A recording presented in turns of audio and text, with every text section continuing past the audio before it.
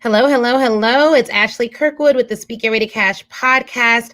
I'm so excited to have today Chris, which is also my husband's name, Chris Widener. And am I saying that correctly? It is correct. Yes, absolutely. Awesome. Well, we're so glad to have you. And for those of you who don't know, Chris will tell us a little bit about his background, but he's in the Motivational Speakers Hall of Fame, one of Inc. magazine's top 100 speakers, named one of the top 50 speakers in the world. So I am just thrilled and excited about him being here and sharing with us what he's learned throughout his very vast speaking journey. So welcome to Speak Your Way to Cash. Thanks for having me, Ashley. I appreciate it.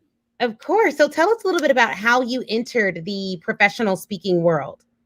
Well, I'll give you as short as I possibly can. I had a crazy upbringing.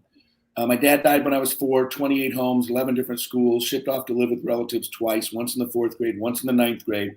Started drugs in the 5th and 6th grade. By the time I was in the 8th grade, I was smoking opium. I made most of my money growing up betting the horses at Long Acres Horse Track and scalping tickets outside the Kingdome for Mariners and Seahawks games. So, born and raised in Seattle. So crazy upbringing. Had a transformational moment the summer before my senior year of high school where I decided to stop going that direction and start going that direction because I realized I was about to become an adult. So ended up eking my way out of high school. Zig Ziglar always says that he was in the top. He was in the half of the class that made the top half possible. I was in the 10th that made the top 90% possible. I graduated 149th out of 172 people in my class. I went to a college whose primary condition for getting in is that the check cleared. So I got in there. I got myself a degree to work with youth and family and to help at-risk kids like I was. And I started speaking right out of college to high school, summer camps, colleges, et cetera. And then as I got older, my audiences got older, and then that transitioned. And then in the early 2000s, I had just some great doors opened when I began to work with John Maxwell first, and then spent the last 7 years of Jim Rohn's life working with him and a TV show with Zig Ziglar. So those really helped, and that's really what catapulted my career quite a bit, say 2002 to 2007. Nice. And so when you first got started, did you start your speaking career underneath one of those programs? So did you license out like the Maxwell training, or did you kind of just do it on your own and start pitching? How did you get your start? Well, you know what's funny is there were none of those certifications back then. I mean, there were none. But young folks like you just figure they've always been there, right? Because they're everywhere now. Everybody has their certification. There were none. In fact, I think John was probably the first one to actually do it. I don't even know when he started 7, 8, 9 years ago. So no, I was on my own. I was giving speeches. My first paid speech I ever gave was in the Pocono Mountains to a youth retreat. And they wanted me to speak on self-esteem. And I said, nobody's going to come to a speech called Improve Your Self-Esteem. No teenagers are. So I said, why don't we rename it? If you let me rename it, then I'll do it. They said, okay. And I named it How to Feel Good About Yourself Even with a Zit in the Middle of Your Forehead. That was the title of my speech. And they paid me $500 for it. And the funny thing, this was like 1989. And then I showed up, and I never get zits. I never struggled with acne, nothing. But God has a sense of humor, and that day I had one right in the middle of my forehead, like a third eyeball. First paid speech I ever gave was called "How to Feel Good About Yourself Even with a Zit in the Middle of Your Forehead." Wow, that's amazing. A long way, actually. That is amazing. Yeah. So because I know you've been doing this a while, and sometimes it's hard to remember those early stages, but I know you also coach speakers, so you probably talk about this a lot. When you first started your career, or at what point did you systematize your speaking career? So at what point did you figure out, okay, this is how I need to prospect. This is what I need to do. This is the system that I'm going to implement to reach my actual goals. Yeah, that was like 95, 96. I hired a coach. I'd heard of a thing called the National Speakers Association. I joined. I was a member there and I hung out with some of those people. I started out in the local. I don't think I joined the national till late 90s. But there was a guy who was a coach, and he was primarily a marketing coach for speakers. And I hired him. I paid him $7,500 for a year back in 1996, 97. And spent a year with him, 2 phone calls a month. And he taught me the business because I really didn't know the business. I mean, I was just I was just diving in. That's what I was doing. It was sink or swim for me. And so I didn't know what I was doing, but I was aggressive and I was good at what I did. So that helped, but aggressive and hardworking. And that's how I built it. Nice, nice, nice. And so at what point did you make it your own? And what was the thing that you started doing on a consistent basis that helped you to consistently get clients? Do you remember? The number one thing that I did. Now, again, this is you're too young to remember the beginning of the internet. Obviously, the internet was invented, I think, in the '60s, technically, but Americans started using it in the mid '90s. And the problem was that everybody had a website, but nobody had content. So I decided that I was going to produce content. And I wrote about 450 articles on a wide variety of anything that falls under success, business, leadership, motivation, anything like that. And I just let anybody that wanted them to use them. They were on my website. I said, use away. All you have to do, you don't even have to ask permission. Just grab it. The only thing you have to do is you have to leave this little box in. And it was, to subscribe to Chris's newsletter, do this, to hire Chris to speak, do that. And by 97, 98, I had 100,000 people on my own newsletter and my email newsletter. And that was the primary thing that I did. Content, but it was for websites. What's interesting now is, arguably one of the most in-demand speakers today is Gary Vee. And what does Gary Vee say? Content. Yeah. Content. So many people have sort of called me the content king because, I was not only written my own 450 articles. I've got my 22nd book coming out in November. I sold anywhere between 50 to 75,000 boxes a month of audio programs through Costco and Sam's Club for about 5 years, while I was ghostwriting for John Maxwell and writing Jim Rohn's last book and producing my own television show as well as the Ziggs television show. So I've always been a content guy. I don't think you can do anything better than just provide really great content. So is that your recommendation today? The same strategy you use then is what you recommend now. Put out content and have people coming to you affirmatively versus out like pitching. Well, I do both. We do content and we do reaching out to people. I have a LinkedIn strategy, a couple LinkedIn strategies that will solve almost anybody's problems in terms of getting speeches and making connections and those kinds of things. But yeah, content, and the beauty of it is with Facebook, when I wanted to do a web page back in the '90s, you had to spend a bunch of money. Now right. You can get onto Facebook. If you don't have any money, you could get onto Facebook, start a page, and start producing content literally within 15 minutes. And you'll have a professionally designed website. It'll still be Facebook, but it'll be a professionally designed website. You can advertise to find people to come and be your fans and start selling them things. And it's easier now than ever to produce content. Yeah, definitely. And so for LinkedIn, because I know one of the things, I use a tool called Connected, and I'm connecting with people daily, and it helps me to really strategize and manage all the connections that I'm making and ensure that I'm connecting with the right folks and really get granular about how I'm connecting and strategizing on that. But some folks are asking, like, what are your LinkedIn strategies? What do you do on LinkedIn? Because I know there are, a lot of folks maybe should wait to reach out to people on LinkedIn until they have a LinkedIn page that exhibits what they do. and a promo video. You need to have some other stuff, right? But again, promo videos are easier now than ever before and cheaper now than ever before. But I'll give you a couple LinkedIn strategies and seriously, I should charge for this because I'm telling you, this is so good and we utilize it. So I'll give you two. First of all, I would recommend, if you want to get started, if you're in the beginning stages, focus on associations. And the beauty of it is there's 100,000 associations in America, plus all of their local chapters, regional chapters, state chapters, and they're always looking for people to speak. So here's what I would do. Go on to LinkedIn and type in whatever state you're in. Just start local. Let's say you're in Colorado. I would type in Colorado Association Executive Director. Colorado Association Executive Director. It's going to pull them all up, and I want you to use a couple of different ways to filter. First thing you're going to do is you're going to filter to second connections. That's the only people you want to show is second connections. First connections, you're already connected. Third connections, it might be too far.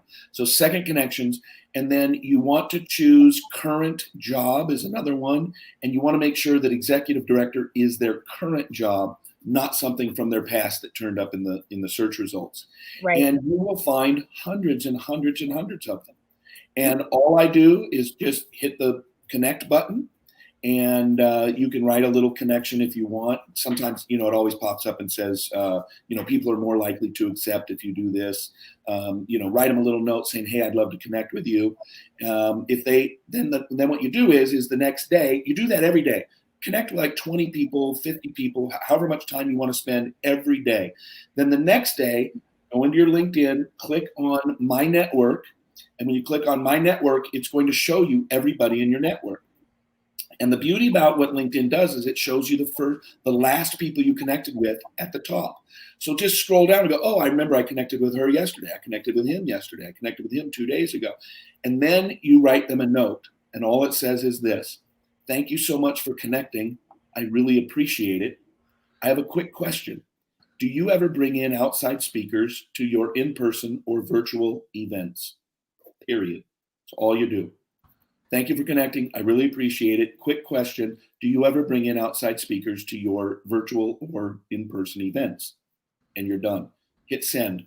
They're going to write back and they're going to say one of a few things. No, we don't. Okay, thank you. If you ever do, please keep me in mind. If they write back and say, we absolutely do, then you write back and say, what would it require for me to be considered for your next event? Or they might write back and say, we do, but I'm not in charge of it, at which point you say, can you introduce me to that person, right? That works flawlessly. I'll tell you another little strategy that I use. I call it the influence ladder. The higher you get in a corporation, the easier it is for them to make the decision to hire you. A low-level person's got to talk to a bunch of people. She's got to talk to her boss. He's got to talk to his team. He's got everything. The CEO can just go hire him, and you're done. And they go, okay, who do we make the check out to, right? So, right. So you want to get as high as you can. So what you do is, let's say AT&T. I did 2 gigs back to back for AT&T, full fee in both. And I started out by going very low level. So you go into LinkedIn and you search AT&T. You could probably say AT&T cell phone store manager. And then what you want to do is you want to connect with like 10 or 15 of them. And then you want to go to go back in once you got 10 or 15 AT&T contacts. You go back in and you search for AT&T regional manager. And then you connect with 10 or 15 of them. What are they going to do? They're going to see that you've already connected with 10 or 15 AT&T people, and their instant reaction is going to be, oh, he must do something with AT&T. So yes, and you accept. Now you go to, executive vice president, senior vice president. And I did this, I guess I spoke in March of 2019, so it must have been late 2018 when I did this.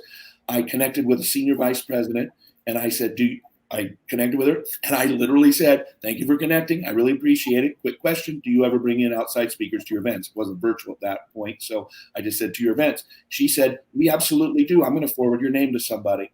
And a couple months later, I got a phone call, and it said, we were told that we're supposed to hire you for our event. Are you available? And I said, yes. And they said, great, we'll send you a contract. And that's because I got to a high enough level that that woman just said, hire this guy for our next event. And everybody said, okay, done deal. I didn't negotiate. They didn't put it out for bid, nothing. So if you get to the high enough level, and the way you get to the high level is that I call it the influence ladder. You got to keep moving your influence up. And it's a relatively easy thing to do. It takes you a little while. It might take you a month to go from, lower level folks to the high level folks, to just process all, giving them time to respond and all that. But those are 2 great techniques that really, really work. Yeah, no, definitely. Those are excellent techniques. And I know you've written a ton of books. Do you have any books that cover some of the strategies that you're talking about now, or are most of your books focused on leadership for your corporate audience? I've never written a book on how to be a speaker. I have a Speakers Academy on YouTube that's free. I used to charge, for it. But when the pandemic hit, I was like, I'm just going to give this away. There are a lot of people hurting and they need the information. So turned it loose on YouTube. But I've never written a book on speaking. I've actually talked to my publisher about taking the interviews that I did for the Speakers Academy and putting them into a book. But at this point, no necessarily the idea to do a book on speaking. Okay, awesome. And you mentioned that you have that the AT&T paid your full rate. So I have 2 questions that popped in my head when you said that.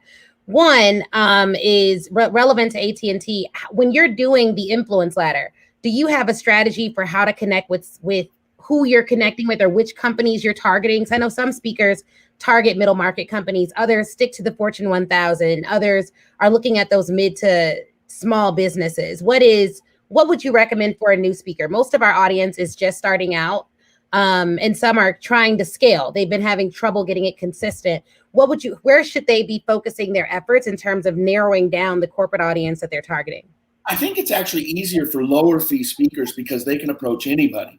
A higher fee speaker is not going to, a high fee speaker is not going to get, let's say there's 15, I don't know, urgent care centers in your town, and one guy owns them all. He's not going to pay a $30,000 fee to somebody to come into their corporate retreat, right? But he's going to pay anywhere probably between 2,500 and 10,000 maybe. And so if you have a high fee, you kind of have to go to the businesses that are doing hundreds of millions or billions of dollars, where they don't really blink at a $30,000 or a $20,000 fee, which makes it more difficult. Actually, for the higher paid speakers to get those gigs. So the lower the fee that you have, the easier it actually is. And you can do a lot of regional stuff. If you're just starting out, there's lots of little regional things that people can do. Yeah. And when you say high fee and low fee, to people who are just starting, they're like, I don't know what's high or low. $1,000 may be high to me. So yeah. How are you separating those? Well, I think probably the average speaker in America is probably, the full-time professional speaker is probably getting about $7,500 a speech. Yep. I think that if you have a few books out and you've got some popularity and you're really good, you can move into the 12,500, the 15,000, probably would be the high end of that once you've established some really good, good stuff and built a good name for yourself. It's kind of like a resume in a regular business, right? When you start out slinging burgers, right? You don't get a job as a surgeon somewhere. You sling burgers, making minimum wage, and you school. Okay, now I'm a college graduate, so I'm entry level into a corporate job. So you're not going to pull $250 a year right out of college. You're going to, 45 grand or something like that. And so, it's a little bit like that. You really have to build your resume. And I chose to raise my fee every time I added something significant to my resume. And then sometimes, this is the crazy thing about speaking. There's no cost of goods. If I'm in the jeans business and I buy my jeans for $20 from my wholesalers, I can't sell them for less than $20. I have to sell them for, anywhere probably $20 to $60 or something like that. Well, with speaking, there's no cost of goods. So, it's a little bit of this is just how much you have the ego to say, this is how much I charge. And a lot of people just don't feel comfortable saying bigger numbers. But I'll tell you, when I first hired my speaking coach, I was charging $1,500 a speech. This was 96 or whatever. And he said, send me a video cassette of you speaking. So I did. Video cassette. You don't even know what that is, do you, Ashley? I know what that is. So that's how old this was, video cassette. And so VHS. And so he watched it. He called me on the phone, and he said, man, you are great. You are one of the best speakers I've ever seen, and blah, blah, blah. And then he said, now here's what you need to understand. And I'm like, what's that? And he goes, it doesn't matter. The people who are going to get the business are the best marketers. Yeah. They're not the best speakers. And so that was one good lesson. But he also said, we also have to fix your fee. And I said, oh, am I too high? And he says, no, you're too low. I said, well, what do you mean too low? And he said, people gauge what they think they're going to get based on how much they pay. I mean, if you go to Sizzler, you're never going to pay $45 for a steak, because you're just like, the steak at Sizzler isn't a $45 steak. Yeah. If you even go to Outback, which is, a step up, it's like, man, I'm probably not going to pay 40. I mean, but I think Outback, I go there maybe once, twice a year. I think they're $28 to $30, right? But if you go to Ruth's Chris, you don't expect to see a $30 steak on the menu. Everything's going to be $50, $55, but you expect it to be better, right? Yeah. And so I think that there's some similarities to the speaking business. You got to be good, and the better you are, the more you can charge. If you're willing to say the words out loud. And a lot of people, their self-esteem doesn't match their speaking capabilities. Right. Right. So he doubled me to 3,000. He doubled me to 3,000, and I got, nobody blinked. And then I'll tell you another quick story. I was at 4,500 a couple of years later, and a a woman called me up and she said, my boss told me that I'm supposed to hire you. You're the last speaker available, or you're the last slot available. And he read an article and he says, you need to come and speak at our event. I said, okay, great. She said, what do you charge? I said, well, I charge $4,500. And she said, well, if I pay you $6, can I pay you $6? And I said, yeah, you could pay me $6. That'd be great. Why do you want to pay me more than what I offered it for? And here's a little trick and a little insight for those just learning the speaking business. I'll give you a moment to think, why did she offer me more than I suggested or quoted her? Combined with the fact that she said I was the last speaker they needed to get, here's why. Budget. She had $6,000 left in her budget, and she needed to spend it, because if she doesn't spend it, the boss comes back next year and says, why do you need this much money? You got it cheaper last year. So that's a great little thing to understand, is that oftentimes these folks are operating out of budgets. And so from that moment forward, I was a $6,000 speaker, never went back to $4,500 again. So sometimes you just change because somebody offered you more and you're like, well, they're willing to pay it. Somebody else probably willing to pay it. Yeah. And someone commented, budget, question mark, question mark, question mark. There are certain organizations, and this is actually common in the nonprofit space as well. So when you think about businesses in terms of quarters, there are certain industries that have to spend the rest of their budget for that year. Think about grant money. That it happens for profitable, like not just nonprofits, but if you think about a nonprofit, they get grant money. And if they don't spend all of that money, then when they go up for that money next year, then they may not get that entire budget. And so with corporations, it's very similar. If I'm the director of marketing and I give my assistant director 20 grand to spend on an event and they only spend 10 next year, they're going to cut that money and put it somewhere that was at a deficit. So sometimes we're thinking, oh, we got to go low to get hired.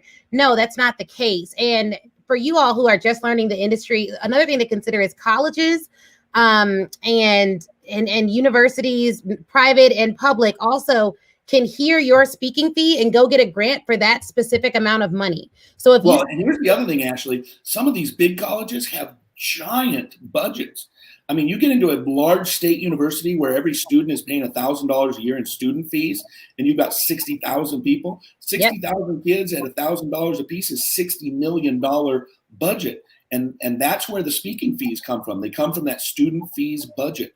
And let's say one organization offers you to do something and you come back and you quote something. They just go to student government and they say, we'd like the money from student government, and then they'll give you the money. Let's say it's a fraternity putting on a fundraiser and you only have 5, but the person you want to bring in is 10. You can go to student government and they'll dump $5 grand into your pocket and co-partner with you. So colleges and universities, some of the bigger ones, have a lot of money. Yeah, that's very true. And we just did our Speak Your Way to Cash live event 2020. And 2 of my clients from the University of Tennessee came on and explained that entire system and said that they may have a small budget, but what they considered small was $250,000. So when you think of like small budgets, it's very different, and it helps to hear it from the client. But he explained that exact same thing. It comes from the student activity fees. That's how you can determine the budget. Plus you have the parent school, you have the sister schools, you got to think about that. But he also talked about the ways in which these universities can collaborate to even bring you to the area. And so we sit here and think like, oh, well, I don't know if I could charge $5 grand or if I could charge 10 grand. When in reality, they easily have, he talked about, averages that he pays, but he was like, yeah, we have speakers that come 15, 25,000, but for that rate, we may want 3 speeches in a day. But if you're going there anyways, it really doesn't matter. I mean, you can't do, unless you're doing a tour, for the most part, if I go speak in Tennessee, I'm in Tennessee for at least 48 hours. So it doesn't hurt to do multiple engagements. Since we're talking about budgets, let me just twist a little bit and tell you another little tip for budgets. Yeah. You're probably familiar with that as well. But I was asked to speak for U.S. Health back in the Gaylord Hotel in Washington, D.C. It's across the Potomac. And my fee at the time was $15,000. This was probably 2007. And they said, well, we only have 10,000. And I said, okay, do you have an education budget? And they said, we do have an education budget. Well, how about if I put together a pack of 4 books of, how many people are coming? 400. I said, okay, how about 4 books times 400, and I'll charge you $20 each for each of the 4 books. So $20 for each person times 400. So let's do the math. And they agreed to that. They said, oh, that's fantastic. They'd love your books. So I got paid 10 for speaking, I sold 1,600 books at 20 at a dollar. Well, I got $20 times four, so $8,000. So they paid me $8,000 for those 1,600 books. So now I'm at $18,000 I billed, but I've got the cost of goods for the books. Well, my books are about $1 a piece. They're paperbacks. I buy them, from the publisher, $1 a piece. 1,600 books times $1 is $1,600. So they paid me 10. They paid me 8 for the books. They backed out 1,600 for my cost of goods. That left me at 6,400 from the 8,000. So what happened? They paid me $16,400 for a speech they could have paid me $15,000 for. If they would have just paid me $15,000, they'd have been in business and they'd have saved, but they were locked into budgets. I've only got $10,000 for the speaker, and then, well, do you have a education budget? Oh, we've got a ton. Okay, well, then let's tap into that budget. For those of you that do training, you might say, okay, well, that's great. You have a training budget. And they say, yeah, we do ongoing training. Well, how about if I do the fee for the speaking, the keynote, and then we back end it with 3 training sessions where I come in each quarter afterwards or something like that. Now you can get that money out of that business because you're just tapping into a different budget. Yep. And this is all about positioning and packaging. So for those of you who are listening, I think that there's a lot of takeaways from this conversation already, but what you really want to think about is how can you partner with your client to get them the result that they want? At the point that you're talking about budget, that is, to me, the most insignificant piece of the conversation. We've already established you want me to come. We've already established your people would get value out of my content. So now we just have to figure out where the money is going to come from to pay for it. And the way that you phrase these conversations, because a lot of our speakers, I think, from people that I work with, they get hung up on the language. They're like, well, what do I say? The way that I typically phrase this conversation is what a lot of my clients, or what some of my clients have done in the past that has worked, is X, Y, and Z. Will that work for you?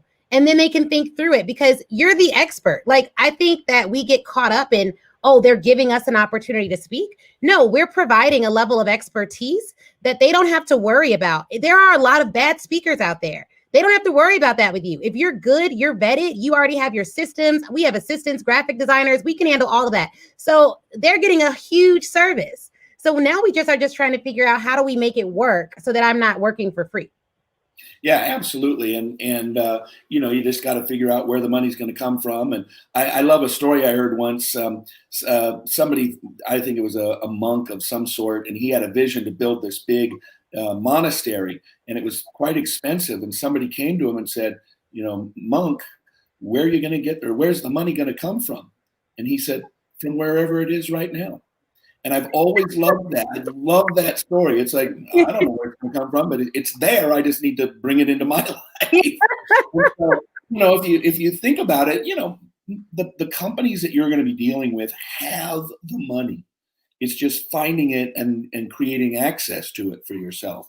And you need to get a little bit creative. But here's another phrase that I teach folks that I work with, especially when you're kind of getting close, but they don't know, and you're going to do the gig anyway. Like, let's say your fee is $12,500 and they're offering you $10,000 and they don't have any other budget. Here's what I tell people. I say, look, I sort of partner with them. It's a phrase that creates a partnership feel. It says, look, I want to come and speak for you. I'm going to make this work. I'm going to make it work because I really like you. You're a new customer to me. I think there's going to be a lot of potential down the road. So as a matter of just creating relationship, I want to let you know that I'll make this work and I'll do my best for you. But what I'm going to ask you to do is I want you to do your best for me. So why don't you go back, try to find, some budget somewhere, try to find a sponsor. Sometimes, especially with associations, they don't have $5,000 to pay you to come give a lunch, but there's some vendor that's going to be at the event who would love to pay $5,000 to you for your fee if they get to get up on stage before you and the CEO gets to introduce you, and they maybe have some slides running in the background in the run up to your speech. They'll do that. So you just got to find it. But I have taught that to a lot of people, and they all come back to me and go, people are just astounded when I say that to them. I'll do my best for you. I'm just going to ask for you to do your best for me, and let's get this done so it's a mutually beneficial relationship. And I can't tell you how many times people have said, I really am. So it takes the pressure off to know that you're going to make this work. And now I'm going to do something for you. I'm going to try and find that extra money and make it as good for you as we can. Yep. I love that. That is beautiful language. And I love when we have folks on here who give language, because I really think that people would have more confidence if they knew what to say, which is why what you said is so important. Like, you hired a coach. Coaching is valuable. And at this point, I have so many, I have like a nutritional coach, sales coach. Like, I just want to make sure I'm thinking about things correctly. And I hire coaches for ideas. So if you are someone who has outstanding ideas, I'm hiring you, because I want to get the absolute best ideas possible so that I can go on and execute. But one of the things I'm wondering, because you've worked with giants in the industry, Zig Ziglar, John Maxwell, done some ghostwriting for them. One of the things that I teach, because I'm also a trademark attorney, so I own a law firm as well. So I negotiate quite a few licensing contracts. Do you license your programs to corporations? And how did you get into licensing, if so? I used to, but I haven't done it in probably 15 years or so. I pretty much am a keynote speaker. I do high-end coaching programs for people. I have year-long masterminds that I run. And then I usually produce a book every, year and a half. I have a ton of audio programs. I mean, if you go to Amazon and type my name in, it's just going to be page after page after page. And so I have a lot of royalties that come in every month and those kinds of things. And so it's a different business strategy, but I know a lot of people have made a lot of money doing licensing to corporations. I think guys like Randy Pennington, a friend of mine, and I think Tony Alessandra made a fortune doing that. I think he licensed assessments to corporations. Mm-hmm. So a lot of different people making a lot of money doing that. How did you determine your business model? So when did you know, okay, there's so many ways you can make money as a speaker. I could coach, I could do this. Like you said, you write a ton of books. I don't want to glide past the fact that you've written over 20 books. But how did you settle on the model that you have now? And what considerations should speakers be thinking about when figuring out where will their place be in the speaking industry? By the way, shameless plug, my next book is coming out. It's on pre-order on Amazon right now. What's the name of it? It's called Lasting Impact, How to Create a Life and Business That Lives Beyond You. So you asked me, how did I decide on it? I'm lazy. I thought if I got really, really, really, really good at keynotes, that's what pays the most for the least amount of work. And I kid you not, that's why I was like, I hate this half-day training stuff, this full-day training stuff, like 8 hours a day. And it doesn't even, the weird thing about our industry is like a half day is like 2,500, a full day is like 4,000, and your keynote's 6,000. And it's like 45 minutes. I don't understand that. I've never understood it. So I'm just like, I'm going to get really good at talking for 45 minutes and just make it as good as it can possibly get, and then just book keynotes. And then, in order to have a keynote business, you have to create the public image of it, which requires a lot of books and things like that, hitting bestseller lists and things like that, social proof, building big lists on Facebook. And so that's been my primary model. The most money I made was when I licensed those hundreds and hundreds of audio programs from other speakers and sold them through Costco and Sam's Club. In fact, you'll see some of them when you type my name into Amazon. You'll see some of those collections. But like I said, we were selling 50 to 75,000 boxes a month of other people's stuff. But my name was on the cover of every single one of them. So I built a lot of brand recognition that way as well. And then I've done a lot with Facebook pages. I've built million-person Facebook pages. I had a million-person Facebook page I was making $100,000 a month on and spending less than 10 minutes a month on it. And so big groups of people, collecting big groups of people. So and probably in the speaking world, it's funny because a lot of people they call themselves the Facebook experts. And I'm like, well, how many people, and they're like, oh, I've got 30,000 people on a Facebook page.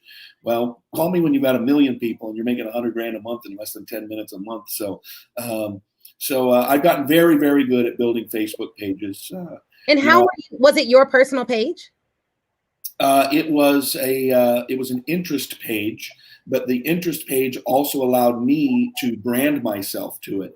So anybody could create. So it doesn't have to be Joe Schmo. It could be, extraordinary leadership with Joe Schmo or something like that, right? So what I did was I built an interest page, and then I was the face of it, and then that created more cachet for me in the marketplace. And where did the revenue come from? Were you selling things?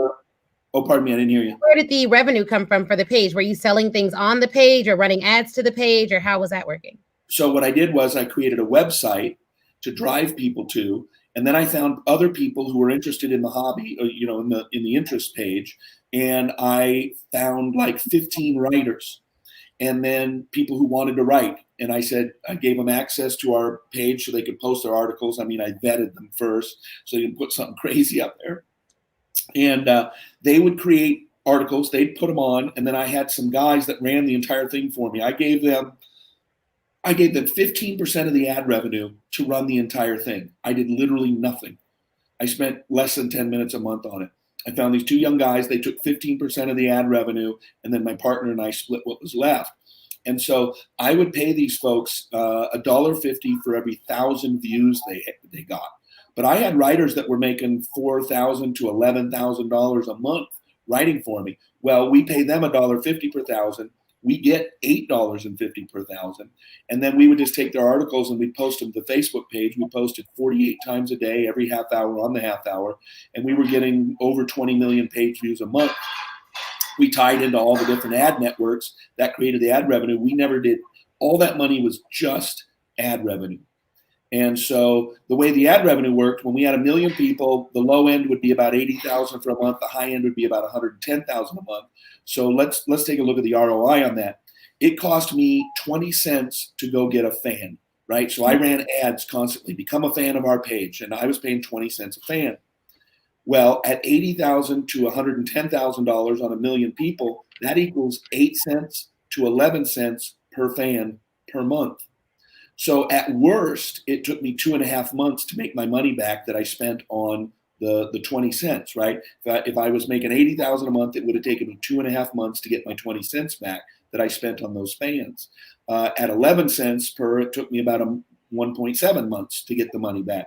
And I just generated. You know, when COVID hit, I started a membership site, $9 a month. Again, around an interest with a partner friend of mine. He's like, hey, do you want to do this? And I'm like, sure. And it wasn't really something I was, doing a lot of. And so we started out, we each threw $250 in the pot. And over the last 6 months, we put 3,800 people into that, never spending a nickel more than the $250 we put in. So we both put in $250. We sold like $700 worth. We took the $700, put it back in, sold like $1,000 worth. We took the $1,000, and at one point we were spending $1,200 a day in ad spend on Facebook. But 1,200 people, we book about $1,400, and then we just plowed it back in, and now we've got 3,700 people paying us $9 a month, which is about $30,000 a month. Nice. Okay, awesome. Well, that is a huge detour, but very, very interesting. No, that's very, very interesting. And I think I like what you said about when you were choosing which path you were going to take. It was really about how much work you wanted to do. And that is why I like the licensing avenue, because you're really, people, they're always shocked by this, but when I'm having licensing conversations, it's like, they're going to license this one training. They're going to pay every single year. The training is 1.5 hours. I customize it to the company. Yep. And they're paying $50,000 or $60,000 a year for that. And so that is not a lot of work necessarily. It's residual. It's really about residual. And the problem with what we're talking about is residual. Mine is a little bit different, but it's residual. Yep. We're talking about making residual income. And that's where most speakers fail. In fact, we're going to see 80% of the speakers in our industry will not be speaking next year. They're going to be gone. They got wiped out. There's people that were making $200,000+ a year last year, and now they're driving Uber because they don't have anything else. They have no royalties. They have no book sales. They have no courses. They have no nothing. And they have no assets, no intellectual property, people. Yeah. And that's, you can see up there, these are just some of them right there. Those are all my audio programs across there, and the books are all down there, and they all just keep selling, and, and that's where you make your money. Yep, absolutely. And then, it's interesting to me because speakers we're so fluid when we're creating. Every single speech could turn into an entire program. It could turn into an entire book, all your framework. And it should. It should. Your framework. Here's what I tell people. The same material pays you differently based on what form you give it to the public. So, for example, I wrote a book with Jim Rohn called 12 Pillars of Success. 12 Pillars is what it's called. And it was Jim's last book. If I wrote an article about 12 pillars, I would make nothing. somebody would run it, I'd make nothing. If I wrote a book, I'd make, well, we sell it for $9 or $10. I make $1.50 off of every book we sell, right? Mm-hmm. Not a lot. Yeah. And then I've got an audio program, that one right there. I don't know if you can see it. It's the one right there on the far, just as it cuts off the screen. That's the 12 pillars. We sell that, I think, for $65, $75, and I make, money off of that. When I sell it myself, I make all of it. When my publisher sells it, I make a portion of it. So now we're at 65. If I do a half day training on it, it's going to be 7,500. If I do a full day training on it, it's going to be 15,000. If I do a keynote on it, it's going to be 30,000. It's all the same information though.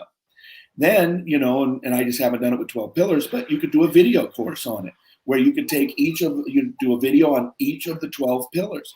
And so it's using your information across a multitude of various ways in which to distribute it to the audience, and then making sure that you're hitting all those channels, because different people want to consume your information in different ways. Yep.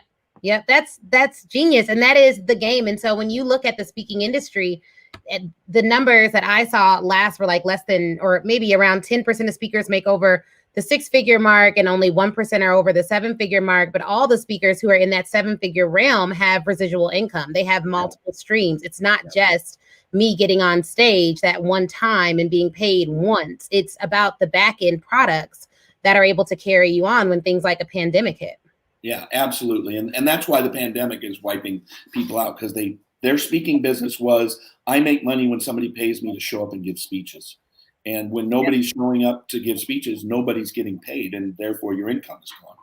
Yep, definitely. I mean, the pivot is necessary. The pivot is interesting. I speak to a lot of network marketing companies because my my relationship with Jim Rohn, he was huge in the network marketing industry. And what happened was, as soon as we went into lockdown, companies were adding tens of thousands of people just jumping over to start some network marketing business, selling something. And the whole pivot, and these weren't necessarily speakers, they were everybody. Everybody had to find something else. Well, speakers need to find some way to keep making their money even when they're not out speaking. 100%. 100%.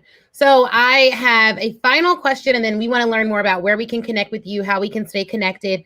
What are the prospecting tips you would give for today? A lot of companies have pivoted to virtual. People are trying to figure out, well, what do I need to do? What should I be doing on the daily right now in 2020 to continue to build and grow my business? What would be that one prospecting tip that you would give to the folks listening in? I would say do the LinkedIn strategy that I told you. And then the other thing you can do is you can order this association. I can't remember exactly what it's called, but it's the Professional Trade Organization Handbook or something. And it's like $1,000 a year. If you're a member of like NSA or something like that, it's like $350 a year. But you can go in there, log in to, once you license it, you can log in, and it's a database of like 250,000 people in the trade and association business. And so, for example, for me, when we licensed that, we just dove in and we searched for the word leadership. And leadership then created like 500 different associations that had the word leadership in it. Then we just typed in management, and then we found out there was hundreds and hundreds of management associations. Then we started saying, who are typical people that hire us? Well, banks, sales organizations, tech companies. And so you can start searching by that way. And then what do? We send them the exact same thing. And we have a gal from outside the country who's our virtual assistant. She sends all the initial emails for us and makes that first connection. And it's the exact same thing. Thank you so much for connecting. We'd love to know if you ever bring in outside speakers to your events. Yeah, this is amazing, Chris. I knew it was going to be good. Good.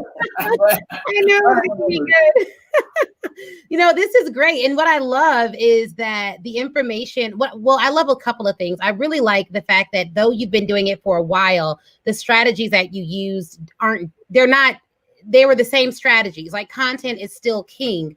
You just happen to be ahead of the curve doing it so early. And so I really love that. I also love that you're still thriving, which means the industry is still alive and there are still speakers that are going to be able to make it. And a lot of the folks listening are just starting during this time, but there's still so much opportunity. That's what I tell them all the time.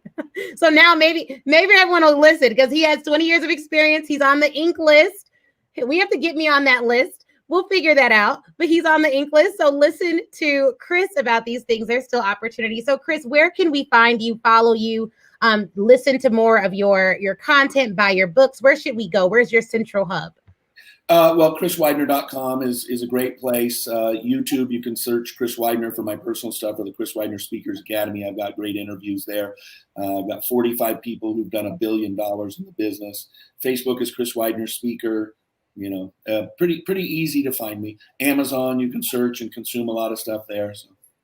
Awesome. And then he mentioned he has a Speakers Academy. If you go to his page, the chriswidener.com, you just click on that button. It'll take you right to the YouTube page. You can see all of that information there and learn more and connect with him there. Thank you so very much for spending time with me, Fam. I appreciate it. Yeah, thank you. All right. And hang on.